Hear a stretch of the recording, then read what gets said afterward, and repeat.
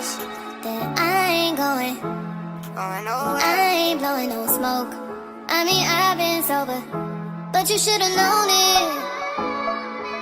I wasn't going. Okay, y'all, what to do, gang? So it's been about a good 2 weeks since I dropped the video. So I'm combing out my dreads, y'all. I call myself wanting to start dreads, but then I started using this hair growth oil that started working. So don't forget to like, comment, subscribe, hit that notification bell, and y'all gonna come get lit with the world with Mommy King Live. But y'all gonna come get lit with the gang. I ain't know what to say just then. Y'all don't know what the heck just happened, but y'all get it.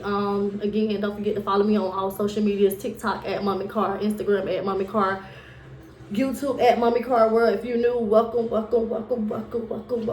the crew. And if you've been returning, then what's up? Y'all already know. To that. So I did a story time. I don't know if y'all follow me on TikTok. Open the cabinet. It ain't no bags on my side. What are they doing? Might look like that. What's wrong? Oh, they unplugged the goddamn. Why would you unplug the TV downstairs? Then It was plugged up when I was down there. No, the plug was just hanging in the wall. Oh, who did that? I don't know. That's how the fire started. Then on top of that, they took the goddamn batteries out to remove. Oh, they been always doing that.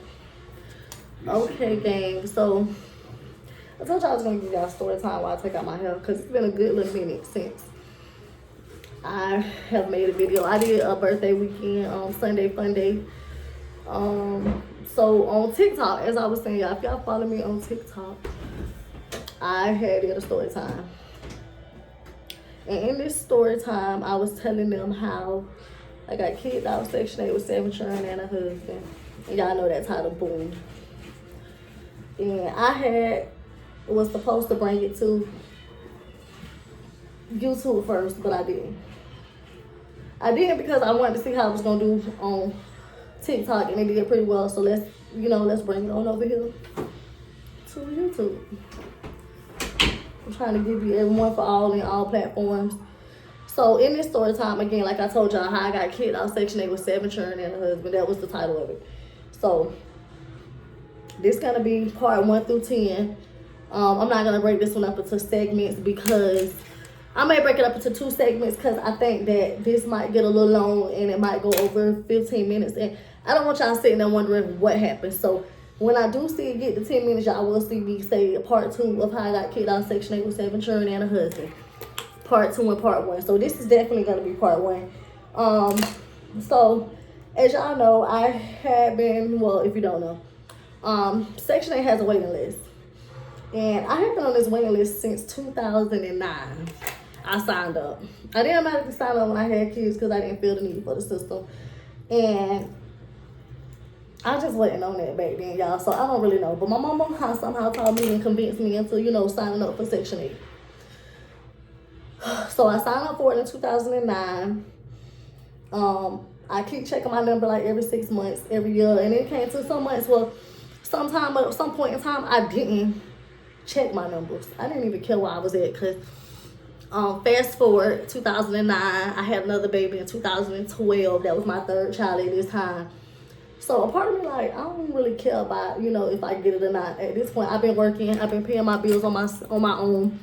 The only thing I really been getting is food stamps, and I really don't get that because I was a manager at the dollar store making too much money, and they kept telling me I don't qualify for food stamps, but my kids can keep Medicaid, which is fine for me, because if anybody knows, when you take a child to the doctor to get physicals, anything, shots when they sick, it costs you about $200-300. So the fact that they could even keep their Medicaid, that was good. So I go on about my life. I keep having kids. We're going to fast forward a little bit, y'all. We fast forward into 2019.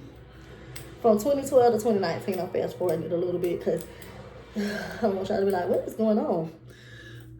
Oh, that hair growth oil do wonders. So 2019, I had a baby.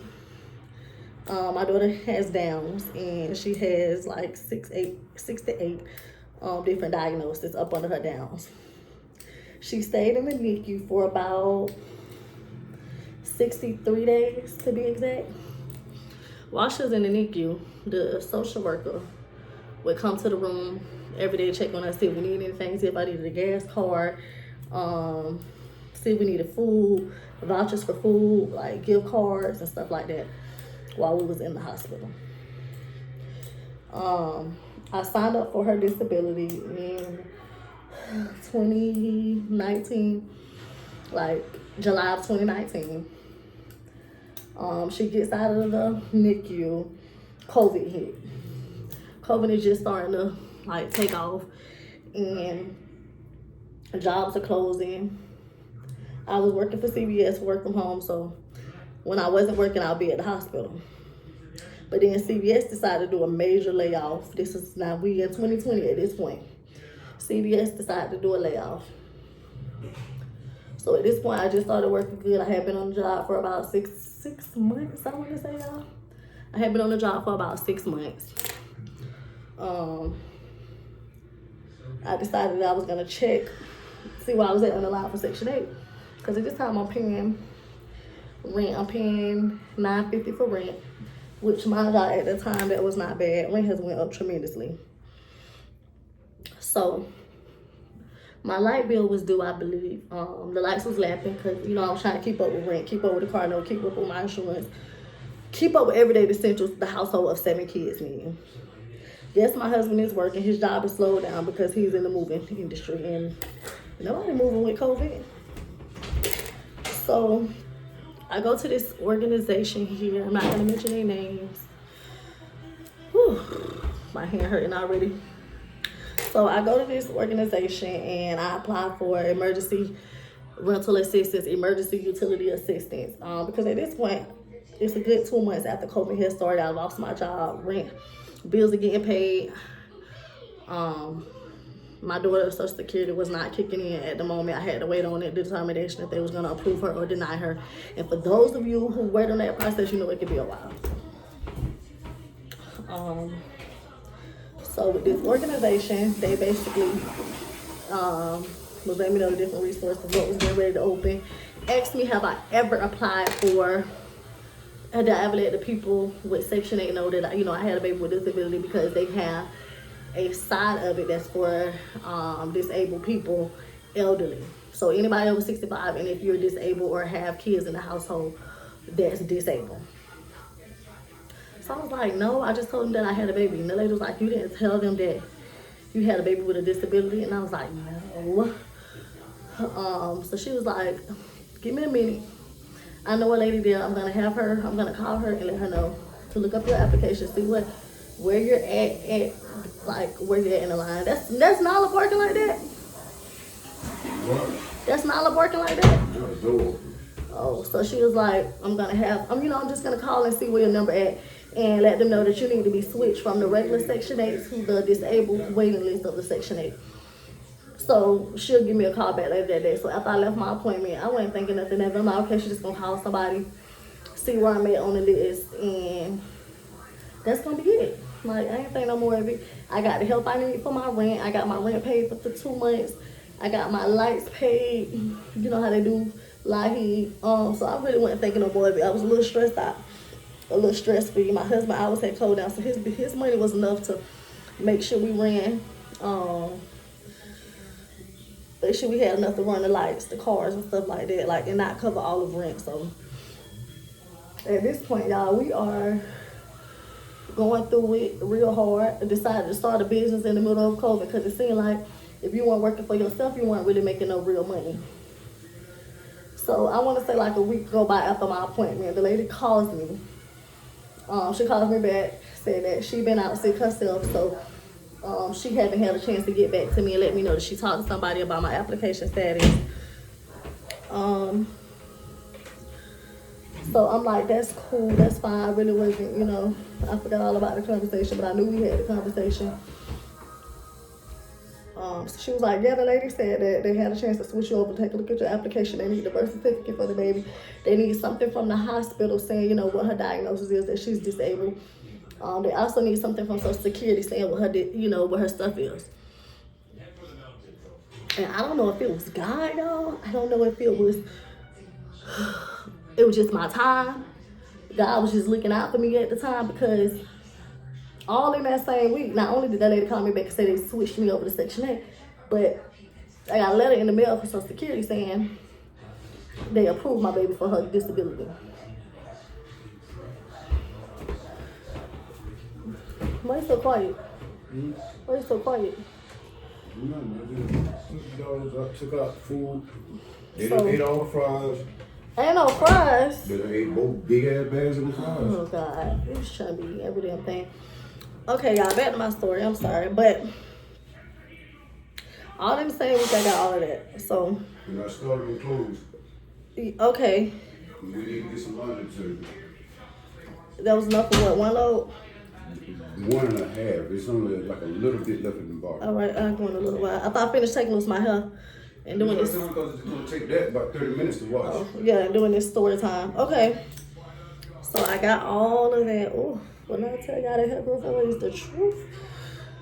So I got all of that approved, y'all. All in 1 week. So I'm on 100 because I'm feeling good. Like, okay, God, I see you working. I see you showing out. So I got approved for that. Stuff started to get a little bit easy. I ain't gonna lie to y'all. I had ended up finding another job. The business was picking up. I had opened up a party rental business. So stuff wasn't hard anymore. Yeah, we had a rough patch. It was kind of hard, but we maneuvered through it. I think everybody hit a point in time in COVID where stuff got hard. So I'm working real good, y'all. He working real good. Stuff is flowing. COVID is still here, but although his hours slowed down, he was able to put more work into the business, like handing out flyers, knocking on doors, me promoting on social media. So we getting businesses. We open a party rental. We got bounce houses, 360 machines and stuff like that, y'all. All in this say, we working real good. I get a call, I want to say about 4 to 5 months later, saying that they were doing a lottery for the first 100 applications. If you did an application, all you had to do was go in there and update some information in the system. And that's how you get in the pool of lottery. So they was doing a pulling. So because that lady had just put my name in there, so I qualified up under the 100, because the first 100 people, I was the lady, I told you like 4 to 5 months went by. I was the 56th application. So I made it for the first 100 pool. So they was doing a lottery. And I think they had it open for a good 3 weeks. To let people that's disabled and the elderly get in there to get some. They had about 25 lotteries that they was pulling out of that 100. Again, y'all remember I told you I was 57 something. They got in there when they pulled the lottery, I was number 15. Lucky number 15. So they called me and was like, hey, you was number 15, you got pulled. I need you to bring all of your paperwork to the office within 24 to 48 hours. Birth certificate, paycheck stubs, all your award letters that you was, any Social Security that you get, for you and your husband. I need your marriage certificate if you're legally married. Because if you're not legally married, then he can't, can't do it like that. So I'm like, I'm legally married, man. Let me go ahead and get my paperwork for y'all. So I get the paperwork.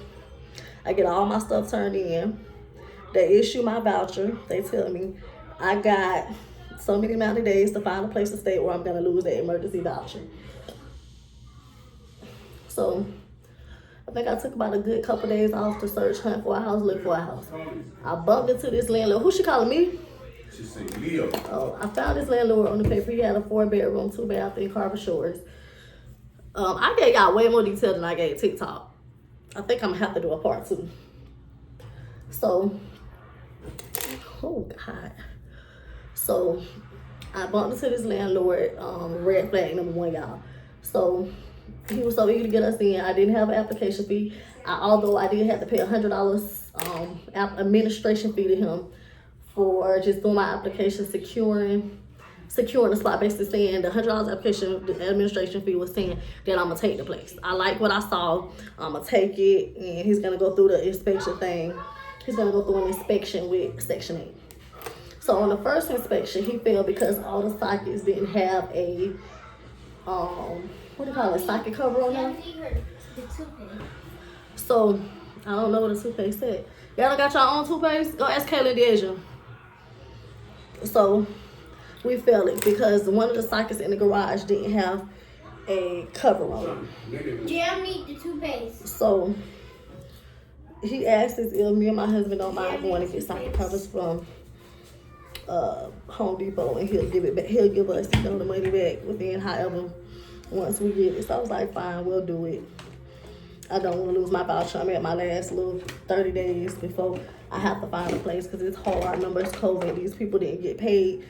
The government had shut down and these landlords weren't getting paid, so he was already iffy about renting to us. But again, he did reach out to Section 8 and let them know he had some houses for rent and that he was willing to rent it to them. So he failed the inspection 3 times. So the next time they had came out to do the inspection, somehow they had missed the kitchen, the hub in the kitchen that blow the fan and something like that. I can't remember what that thing is called. So yeah, I'm gonna be back. I gotta do a part 2 because the story is getting long and we almost getting to the nitty gritty. So again, don't forget to like, comment, subscribe. Don't forget to hit watch part 2 as well. So for the continuance, again, follow me on all social medias. TikTok at Mommy Car, Instagram at Mommy Car, YouTube at Mommy Car World. Thanks for subscribing. Welcome if you're new. And thanks for coming back, y'all. Now, I know y'all like this story because it went viral on TikTok.